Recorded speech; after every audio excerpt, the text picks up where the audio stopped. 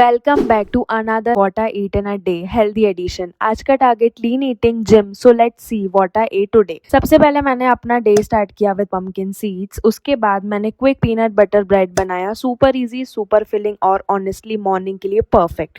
Breakfast complete करने के लिए मैंने पेंटोला म्यूसली को मिल्क के साथ एंजॉय किया, हेल्दी भी और काफ़ी टेस्टी। काफ़ी टाइम बाद जब लंच का टाइम हुआ, मैंने अपना favourite high protein paneer roll बनाया। सबसे पहले मैंने पनीर को वेजिटेबल के साथ सौते किया, थोड़ी सी चटनी, सॉसेस, अनियन और बाकी टॉपिंग्स ऐड की, सब कुछ होल व्हीट रोटी में रैप किया and trust me it turn so good.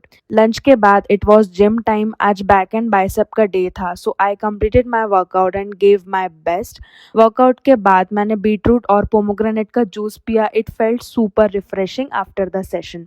Dinner मैंने इंटेंशनली लाइट रखा, स्प्राउट्स, अनियन, लेमन और थोड़े से स्पाइसेस के साथ एक डिलीशियस स्प्राउट चाट बनाई। That's everything I ate today. Bye bye.